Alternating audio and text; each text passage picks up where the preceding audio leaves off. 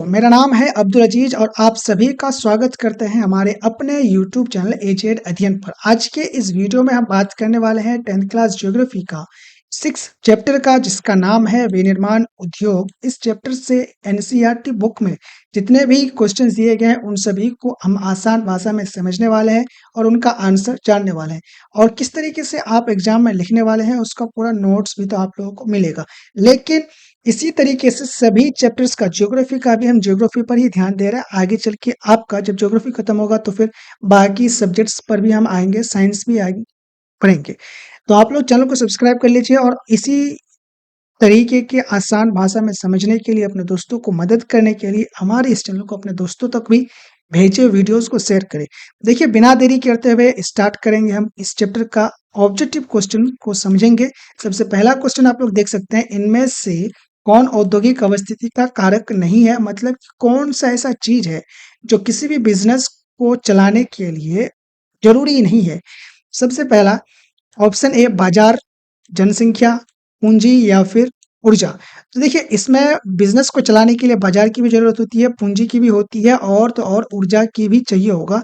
ऊर्जा के रूप में आप किसी लेबर समझिए या फिर मशीनें समझिए, जो भी होगा ऊर्जा के रूप में किसी भी चीज को आप पकड़ सकते हैं। अब यहाँ पे जो इम्पोर्टेंट पॉइंट ये है कि इसका जो आंसर होगा, सही आंसर होगा, वो जनसंख्या होगा। किसी भी बिजनेस को चलाने के लिए ये इम्पोर्टेंट कारक नहीं है। देखिए, जनसंख्या की जरूरत होती है कब? कस्टमर के रूप में। स्पेशली जनसंख्या जरूरत नहीं होती है, तो इसका आंसर आप लोग देख सकते हैं, ख होगा। तो औद्योगिक अवस्थिति के मुख्य कारक कुछ होते हैं। कच्चा माल हो गया एक, बाजार, पूंजी, ऊर्जा, ये चार जो है मुख्य कारक है औद्योगिक अवस्थिति का। आप लोग इतना ध्यान में रखिएगा, याद करना जरूरी नहीं है इस बात को। दूसरे क्वेश्चन को हम लोग देखेंगे, भारत में सबसे पहले स्थापित लौह इस्पात कंपनी निम्नलिखित में से कौन सा है? मतलब कि भारत में सबसे पहला लोहा और इस्पात की कंपनी कौन सा हुआ या फिर बनाया गया था? सबसे पहला ऑप्शन है भारतीय लौह और इस्पात कंपनी, इसको, टाटा लौह इस्पात company, TISCO, Bokaro steel city या फिर विशाखापट्टनम लौह और इस्पात उद्योग। तो इसका जो सही आंसर होगा आपका ख, यानी कि टाटा लौह और इस्पात कंपनी। यहाँ पे टिस्को याद रखिएगा, कहाँ पर है टिस्को? जमशेदपुर में है। कहाँ पर है? जमशेदपुर में। कब बनाया गया था? 1907 में। और आप लोगों को ऑब्जेक्टिव में ये भी पूछ सकता है कि टिस्को का, यानी कि जो टाटा लौह इस्पात कंपनी है, इसका स्थापना किसने किया था? तो इसका स्थापना किया था जमशेद जी टाटा। जमशेद जी टाटा, उन्हीं के नाम पर उस शहर का नाम, उस जिले का नाम जमशेदपुर पड़ा है। कहाँ पर है? झारखंड में है। और तो और टिस्को का पूरा नाम भी पूछ सकता है, तो टिस्को का पूरा नाम क्या है? Tata iron and steel company. इतना भी आप लोग ध्यान रखिएगा, बस स्ट्रक्चर। अब बात करेंगे हम तीसरे क्वेश्चन का कि पहली आधुनिक सूती मिल मुंबई में स्थापित की गई थी, क्योंकि मुंबई एक पत्तन है। मतलब कि मुंबई के पास एक क्या है आपका? समुद्र के जो बंदरगाह होता है, समुद्र से सटा हुआ इलाका है, वहां पे बंदरगाह है, उसी को पत्तन कहते हैं। यह कपास उत्पाद क्षेत्र के निकट स्थित है। मतलब कि जहां पर कपास उत्पादन होता है उसी के निकट मुंबई स्थित है। या फिर मुंबई में पूंजी उपलब्ध थी। मुंबई में पूंजी, ऑब्वियसली, जैसे अभी वो बड़ा शहर है उसी तरीके से पहले भी था, पूंजी उस शहर के लोगों के पास, उस शहर के पास थी। तो ये सभी जो कारण है सही है। मतलब कि मुंबई में जो पहली सूती मिल स्थापित किया गया था, क्यों किया गया था? क्योंकि वो एक तो उसके पास बंदरगाह था, दूसरा उसके पास जो है पास में ही कपास उत्पादन के बहुत ज्यादा उत्पादन होता था, और मुंबई के पास पूंजी भी थी फैक्ट्रियां लगाने के लिए, बिजनेस को चलाने के लिए। तो तीनों सही होगा, ऑप्शन डी सही है। अब बात ऑप्शन घ। अब बात करेंगे चौथे क्वेश्चन का, निम्नलिखित में से कौन उद्योग कृषि पर आधारित नहीं है? ये एक सवाल तो मेरे ख्याल से कोई भी कर लेगा इसका सही आंसर। ऑप्शन देखिए, सूती वस्त्र कृषि पर आधारित है, सीमेंट कृषि पर ये आधारित नहीं है, क्योंकि सीमेंट के लिए खेती करने की जरूरत नहीं है। चीनी बनाने के लिए आपको गन्ना चाहिए होगा, किसान, खेती जरूरी है। जूट वस्त्र, इसके लिए भी खेती है, तो ऑप्शन क्या होगा आपका? घ सही होगा। अगले सवाल को बढ़ते हैं, हुगली औद्योगिक प्रदेश कहाँ स्थित है? हुगली औद्योगिक प्रदेश कहाँ स्थित है? हुगली नदी आप लोग याद रखिएगा, हुगली नदी कहाँ है? बंगाल में है। बंगाल का सबसे फेमस नदी है। तो कोलकाता रिसरा में, कोलकाता कोन नागर में, कोलकाता मेदिनीपुर पूर्व में या फिर कोलकाता हावड़ा में। तो ये सारे जो जगह है वो कोलकाता में ही है, बट आप लोग याद कैसे रखिएगा, तो इसका जो सही आंसर है वो कोलकाता रिसरा है, यानी कि ऑप्शन क सही आंसर। अगले सवाल पर देखिए हम लोग, निम्नलिखित में से कौन उद्योग सार्वजनिक क्षेत्र के अंतर्गत आता है? सार्वजनिक क्षेत्र मतलब सरकारी, सरकारी बिजनेस समझिए। जेके सीमेंट उद्योग, ये तो प्राइवेट होगा, नाम से आपको पता चला। टाटा लौह और इस्पात कंपनी, इसका स्थापना किसने किया था? जमशेद जी टाटा ने। कहाँ पर है? झारखंड में, झारखंड के जमशेदपुर में। तो ये भी तो किसी एक व्यक्ति ने किया था, तो ये भी प्राइवेट हो गया। बोकारो लौह इस्पात उद्योग, ये क्या आपका सरकारी है, यानी कि ये आपका क्या होगा? सार्वजनिक क्षेत्र के अंतर्गत आता है। और जो ऑप्शन ग है, रेयान कृत्रिम वस्त्र, ये तो आपका प्राइवेट है। तो ऑप्शन आपका ग सही आंसर है। अगले सवाल पर बढ़ेंगे हम, इनमें से कौन उपभोक्ता उद्योग है? मतलब कि कौन सा उद्योग है जो डायरेक्ट उपभोक्ताओं से, जो उसका इस्तेमाल करते हैं उससे जुड़ा हुआ है? पेट्रो रसायन, लौह इस्पात, चीनी उद्योग या फिर चितरंजन लोकोमोटिव। देखिए ये सारे जो है ये तीनों के तीनों बड़ी कंपनियां हैं। चीनी उद्योग मतलब कि चीनी का जो उत्पादन होता है उसका सीधे तौर से कौन इस्तेमाल करता है? लोग, उसका कंज्यूमर इस्तेमाल करते हैं। तो इसका ऑप्शन ग जो होगा सही आंसर होगा। तो आई होप इसका आंसर आप समझ गए होंगे। अगले क्वेश्चन को देखिए, निम्नलिखित में से कौन छोटे पैमाने का उद्योग है? छोटे पैमाने मतलब छोटा बिजनेस है। चीनी उद्योग, कागज उद्योग, खिलौना उद्योग या फिर विद्युत उपकरण उद्योग। तो इसका जो सही आंसर है आपका ग, यानी कि खिलौना उद्योग जो है सबसे छोटा उद्योग है। अगला सवाल बढ़ेंगे हम, भोपाल त्रासदी में किस गैस का रिसाव हुआ था? मतलब कि भोपाल में जो त्रासदी हुआ था, जो घटना हुआ था, उसमें कौन सा गैस का लीकेज हुआ था जिसकी वजह से लाखों लोगों की जान गई थी? Carbon dioxide, carbon monoxide, methyl isocyanate या फिर सल्फर डाइऑक्साइड। तो इसका जो सही आंसर है ऑप्शन ग, यानी कि मिथाइल आइसोसाइनेट, मिथाइल आइसोसाइनेट याद रखिएगा आप लोग। अगला सवाल देखिए, अब यहाँ पर आ गया लघु उत्तरीय प्रश्न, यानी कि वैसे प्रश्न जिनका उत्तर आपको 30 शब्दों में देना है, जिसके लिए आपको 2 नंबर मार्क्स मिलेंगे एग्जाम में। और सारे के सारे इंपॉर्टेंट है, तो ध्यान से बस सुनिएगा और नोट्स बना लीजिएगा, आप लोगों को आसानी से याद हो जाएगा। सबसे पहला क्वेश्चन है, विनिर्माण से आप क्या समझते हैं? विनिर्माण से आप क्या समझते हैं? इसका आंसर काफी सिंपल होगा। देखिए विनिर्माण वह प्रक्रिया है जिससे कच्चे माल को मशीनों में या फिर श्रमिकों, यानी श्रमिकों मतलब क्या, मजदूरों से, या फिर तकनीक की मदद से उपयोगी वस्तुओं में बदला जाता है। जैसे कि कपास से कपड़ा बनाया गया, लोहा से गाड़ी बना लिया गया। और यह उद्योग क्षेत्र का एक महत्वपूर्ण भाग है जो आर्थिक विकास में योगदान देता है। कौन? विनिर्माण। विनिर्माण मतलब कच्चे माल को लिए आप उस कच्चे माल से कोई उपयोगी वस्तु बना दिए, तो वो क्या हो गया? आपका विनिर्माण हो गया। अब उस वस्तु, कच्चे माल से को उस उपयोगी वस्तु बनाने के लिए आप मशीनों का इस्तेमाल करेंगे, लेबरों का इस्तेमाल करेंगे या फिर तकनीकों का इस्तेमाल करेंगे, कुछ भी तकनीक हो, तो वो आपका क्या हो गया? विनिर्माण की प्रक्रिया है। अगले सवाल पर बढ़ेंगे, सार्वजनिक और निजी उद्योग में क्या अंतर है? स्पष्ट करिए। काफी सिंपल क्वेश्चन है। देखिए सार्वजनिक का मतलब होता है कि जो सरकारी बिजनेस होगा, उद्योग होगा, और निजी जो प्राइवेट होगा, तो वही चीज है। देखिए सार्वजनिक उद्योग वो होते हैं जो सरकार द्वारा चलाए जाते हैं और जनहित पर आधारित होते हैं। जैसे कि भिलाई, ये क्या आपका एक सरकारी उद्योग है। वहीं पर निजी उद्योग वो होते हैं जो किसी व्यक्ति या कंपनी द्वारा चलाए जाते हैं और लाभ कमाने के उद्देश्य से चलाए जाते हैं। जैसे कि टाटा स्टील कंपनी, आप लोगों को बताया, वो क्या प्राइवेट कंपनी है। दोनों के स्वामित्व और उद्देश्य अलग अलग होते हैं। तो आई होप कि आप लोग इसको समझ के होंगे। अगले क्वेश्चन पर बढ़ेंगे। देखिए ये भी काफी सिंपल और इजी लेकिन काफी इंपॉर्टेंट क्वेश्चन है। उद्योगों के स्थानीयकरण के 3 कारणों को लिखिए। 3 कारण आपको बताना है जो उद्योगों के स्थानीयकरण का कारण बनता है।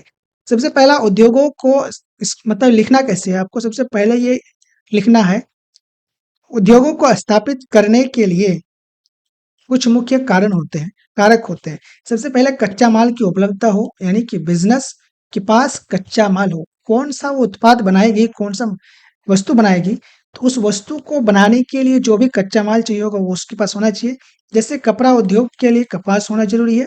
ऊर्जा, मशीनों को चलाने के लिए बिजली, कोयला चाहिए। ये क्या होगी आपका? ऊर्जा। अब मशीन फैक्ट्री के पास अगर तेल ना हो या फिर बिजली ना हो तो मशीनें कैसे चलेगी? लेबर कैसे काम करेंगे? तो वो चीज़ आपका इम्पोर्टेंट है। अगला है बाज़ार, सामान बेचने के लिए नज़दीकी बाज़ार ज़रूरी है, अगर बाज़ार ही नहीं है तो सामान बना के क्या करेगा? तो ये 3 कारक है जो इम्पोर्टेंट है, ये कारण ही है जो किसी भी उद्योग को सफल बनाते हैं। तो आई होप इस सवाल को भी आप लोग समझ गए होंगे। अगला सवाल देखिए, कृषि आधारित उद्योग और खनिज आधारित उद्योग में अंतर स्पष्ट करिए। देखिए, कृषि आधारित उद्योग और खनिज आधारित उद्योग पर अंतर स्पष्ट आप लोग इस तरीके से कर सकते हैं। सबसे पहले आप लोगों को यहाँ पे छूट गया हेडिंग, आप लोग लिख दीजिएगा, कृषि आधारित उद्योग और खनिज आधारित उद्योग में, यहाँ तक तो आपको सही एकदम एग्जैक्टली लिखना है, लेकिन इसके बाद आपको लिखना है में अंतर निम्न प्रकार है।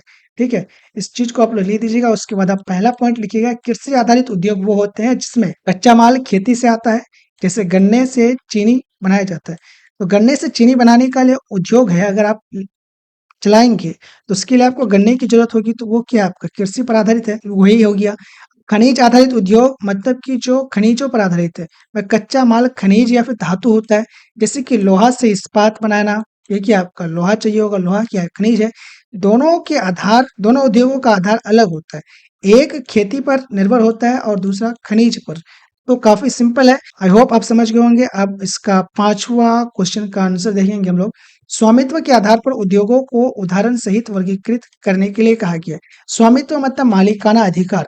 सबसे पहला उत्तर देखिए, स्वामित्व के आधार पर उद्योगों को 4 प्रकार में बांटा गया है। सबसे पहला सार्वजनिक क्षेत्र, निजी क्षेत्र, सरकारी क्षेत्र और संयुक्त क्षेत्र। देखिए, सार्वजनिक क्षेत्र सरकार द्वारा संचालित किया जाता है, जो वो सार्वजनिक क्षेत्र हो जाएगा। जैसे कि भिलाई, भेल आप लोगों को बताया, उदाहरण क्या है, ये सार्वजनिक उद्योग है। वहीं पर निजी क्षेत्र व्यक्ति या फिर कंपनी के स्वामित्व वाले, जो किसी एक व्यक्ति के अंतर्गत आता है, जैसे कि टाटा स्टील। सहकारी क्षेत्र मतलब कि जो कुछ लोग मिल करके चलाते हैं, वो क्या आपका सहकारी क्षेत्र हो गया। संयुक्त क्षेत्र मतलब सरकार और निजी लोग मिल करके चलाते हैं, तो उसको क्या कहेंगे हम, संयुक्त क्षेत्र मतलब कि जुड़ करके चलाना। अगला सवाल देखिए आप लोग, दीर्घ उत्तरीय प्रश्न मतलब कि आप इसको लॉन्ग टाइप क्वेश्चन है, इसके लिए आपको 4 या फिर 5 नंबर मिलेंगे एग्जाम में। काफी इंपॉर्टेंट होगा। सबसे पहला उदारीकरण, निजीकरण, वैश्वीकरण से आप क्या समझते हैं, मतलब कि इनका परिभाषा पूछा गया है, और फिर वैश्वीकरण का भारतीय अर्थव्यवस्था पर क्या प्रभाव पड़ा, इसकी व्याख्या कर रहा है। यहाँ पे 2 सवाल पूछा है और इन दोनों सवालों का उत्तर आपको टोटली 120 शब्दों में लिखना है, ताकि आपको पूरा नंबर मिल जाए। अब देखिए इसका आंसर आपको कैसे लिखना है। देखिए, उदारीकरण का अर्थ मैंने आप लोगों को यहाँ पे काफी सिंपल और आसान शब्दों में लिख कर रखा है। देखिए, उदारीकरण का अर्थ होता है सरकार द्वारा उद्योगों और व्यापार से जुड़े नियमों को सरल बनाना। मतलब कि जब सरकार उद्योगों से रिलेटेड मतलब बिजनेस से रिलेटेड जो भी नियम कानून है उसको सरल बना देती है, आसान बना देती है, ताकि ज़्यादा से ज़्यादा इस देश में, हमारे देश में बिजनेस बने, चले, जिससे ज़्यादातर लोगों को रोजगार मिले, बहुत सारे लोग उससे कमाएं। तो वो क्या होगी आपका उदारीकरण, मतलब कि कानून में नरमी लाना, ताकि बिजनेस को आसानी हो बिजनेस चलाने में, ताकि व्यवसाय आसानी से चल सके। अब निजीकरण का मतलब ये होता है कि सरकारी कंपनियों को निजी हाथों में देना, मतलब कि जो कोई सरकारी कंपनी है, सार्वजनिक कंपनी है, उसको किसी प्राइवेट कंपनी में बदल देना, जिससे उनका संचालन अधिक लाभदायक हो सके। आप लोगों को पता ही है प्राइवेट कंपनी या प्राइवेट संस्थान किस तरीके से काम करती है और कितना सही तरीके से काम करती है, और सरकारी संस्थान कितना बेकार तरीके से काम करती है। तो वही बात है कि निजीकरण कहीं-कहीं लाभदायक हो जाता है। अगला है वैश्वीकरण का अर्थ क्या हो? देखिए, भारत में अंतर्राष्ट्रीय व्यापार, निवेश और तकनीक के लिए विश्व से जोड़ना वैश्वीकरण का मतलब कि बात ये है कि वैश्वीकरण का अर्थ ये हो गया कि भारत को अंतर्राष्ट्रीय व्यापार से चाहे निवेश लेके आना हो या फिर तकनीकों से जोड़ने के लिए वैश्वीकरण का उपयोग किया जाता है। मतलब कि पूरी दुनिया से अब बिजनेस करने के लिए भारत जुड़ रहा है, तो उसी को क्या कहेंगे, वैश्वीकरण। भारत में पूरी दुनिया से लोग आके बिजनेस कर रहे हैं, और भारत में बहुत सारे देशों के सामान आके बिक रहे हैं, भारत से बहुत सारे देशों से सामान जा रहे हैं, तो वो क्या हो गया, आपका वैश्वीकरण हो गया। सिंपल। अब वैश्वीकरण का प्रभाव क्या पड़ा है हमारे देश की अर्थव्यवस्था में? देखिए, भारत में विदेशी कंपनियों का निवेश बढ़ा है, मतलब कि इन्वेस्टमेंट बढ़ा है, तकनीकी विकास हुआ और निर्यात में वृद्धि हुई, मतलब कि जो निर्यात है उसमें वृद्धि हुई, मतलब कि इंडिया बाहरी देशों में ज़्यादा बेचने लगी। लेकिन इसके साथ ही घरेलू उद्योगों को विदेशी प्रतिस्पर्धा का सामना भी करना पड़ा। मतलब कि जो हमारे देश में पहले से छोटे-मोटे बिज़नेस थे, जब बाहर से प्राइवेट कंपनियाँ या फिर बाहरी कंपनियाँ भारत में आके अपना बिज़नेस स्थापित कर दिया, तो जो भी छोटे-मोटे कंपनियाँ थी उनको लॉस होने लगा, उनका कॉम्पिटिशन बिल्ड हो गया। वही बात है। कुछ कुल मिलाकर वैश्वीकरण ने भारत की अर्थव्यवस्था को तेजी से विकसित किया है। मतलब कि ओवरऑल भारत की अर्थव्यवस्था को वैश्वीकरण से विकास तो मिला है, बट ये एक अगर ड्रॉ पॉइंट या ड्रॉबैक बोलेंगे तो भारत की जो छोटे-मोटे कंपनियाँ थी, उनके लिए कॉम्पिटिशन ज़्यादा बढ़ गया है। अब अगला क्वेश्चन देखिए, भारत में सूचना और प्रौद्योगिकी उद्योग का विवरण दीजिए। मतलब कि सूचना और प्रौद्योगिकी उद्योग के बारे में आपको थोड़ा बहुत डिटेल में पूछ बताया गया है, बताना पड़ेगा। देखिए, भारत में सूचना एवं प्रौद्योगिकी यानी कि आईटी उद्योग तेजी से बढ़ रहा है। इसमें कंप्यूटर, सॉफ्टवेयर, इंटरनेट, टेलीकम्युनिकेशन से जुड़े कार्य होते हैं। मतलब कि इनमें अब देखिए, सूचना हो या फिर प्रौद्योगिकी वाले बिज़नेस में जो कि आईटी कंपनियाँ होती हैं, उनमें क्या काम होगा? कंप्यूटर में काम होता है, सॉफ्टवेयर में काम होता है, इंटरनेट के लिए काम होता है या फिर टेलीकम्युनिकेशन से जुड़े हुए काम होते हैं। यह उद्योग देश के युवाओं को रोजगार प्रदान कर रहा है और भारत को डिजिटल दुनिया से जोड़ भी रहा है। भारत के बेंगलोर, हैदराबाद, पुणे, नोएडा और गुरुग्राम जैसे शहर इस क्षेत्र में प्रमुख केंद्र हैं। इस उद्योग के कारण भारत का नाम विश्व स्तर पर ऊंचा हुआ है और देश की अर्थव्यवस्था को मजबूत मिली है। यह क्षेत्र निर्यात के लिए भी काफी महत्वपूर्ण बन चुका है। बेसिकली आपको थोड़ा बहुत जोड़ के आपके दिमाग में जो भी आता है उसको लिखना है, और अगर आप लोग एग्जैक्टली आंसर याद रख पाते हैं तो और भी बेहतर है। लेकिन इसमें ये उतना भी आपको दिमाग लगा के याद करने लायक कुछ है भी नहीं। देखिए, आपको सिंपली पूछा गया है कि उसके बारे में डिटेल बताना है, सूचना और प्रौद्योगिकी बिजनेस के बारे में। आप लोग उसके बारे में बता सकते हैं। इस क्वेश्चन को आप लोग एक बार कॉपी में लिखिएगा और 2 बार पढ़िएगा। आप लोगों को अगर नहीं समझ में आया है तो बेहतर तरीके से समझ में आ जाएगा। अब अगले सवाल को देखेंगे। ये सवाल भी इम्पोर्टेंट है। भारत में सूती वस्त्र उद्योग का वि विवरण वर्णन करें। मतलब कि भारत में जो सूती वस्त्र उद्योग है उसका बारे में आपको डिटेल में बताना है। देखिए, उत्तर क्या, भारत में सूती वस्त्र उद्योग सबसे पुराना और प्रमुख उद्योग है। यह देश के लाखों लोगों को रोजगार भी देता है। मतलब कि सूती वस्त्र उद्योग भारत में सबसे पुराना है। कैसे? आप लोग आज़ादी से पहले भी आप लोगों को जब मिल आज़ादी के लिए लड़ा जा रहा था, तब आप लोगों को पता होगा कि महात्मा गांधी ने जो है भारत के लोगों को खुद से कपड़ा बना करके पहनने या और दूसरे लोगों को बेचने के लिए सलाह दिया था, उसी ताकि जो अंग्रेजों ने अपनी हुकूमत चलाने के लिए, अपनी दबदबा बढ़ाने के लिए चीज़ों को सस्ता करके बेचने कर भारत के लोगों को रोजगार से वंचित कर रहे थे, तो उससे बचा जा सके। तो ये बात ये है कि सूती वस्त्र उद्योग से भारत के बहुत सारे लाखों लोगों को रोजगार मिला है और निर्यात के लिए भी अहम है। इस उद्योग का वितरण देश भर में फैला हुआ है। मतलब कि ये उद्योग ऐसा है जो पूरे देश में लगभग हर एक जगह आपको मिल जाएगा। जैसे कि मुंबई मुख्य केंद्र इसके कौन-कौन से, जैसे महाराष्ट्र में मुंबई, नागपुर और सोलापुर, गुजरात में अहमदाबाद, सूरत, राजकोट, पश्चिम बंगाल में कोलकाता, उत्तर प्रदेश में कानपुर, वाराणसी, तमिलनाडु में कोयम्बटूर और चेन्नई। ये जगह ऐसे हैं जहाँ पर सूती वस्त्र उद्योग काफ़ी ज़्यादा बड़े पैमाने पर हैं। इन क्षेत्रों में उद्योग की स्थापना के पीछे कारण है कच्चे माल की उपलब्धता। मतलब कि इन क्षेत्रों के आसपास जो सूती वस्त्र उद्योग बनाने के लिए जो कच्चे माल हैं वो आसानी से उपलब्ध है, बिजली उपलब्ध है, पानी तो है ही, मजदूर आसानी से मिल जाता है और बाजार की निकटता, यहाँ से मार्केट भी नज़दीक होता है। ये जो जितने भी बड़े शहर हैं, देख लीजिए, ये सारे के सारे शहर वेल डेवलप्ड और आमतौर पर ये बड़े शहर ही है। तो इसीलिए आई होप कि आप लोग इस क्वेश्चन को भी समझ गए होंगे। अब अगला क्वेश्चन, सॉरी, अब इस चैप्टर का जितने भी क्वेश्चंस थे आप लोग समझ चुके हैं। अभी आप लोग देखिए, इसी तरीके के सारे चैप्टर्स का हम वीडियोस बना करके अपलोड कर रहे हैं।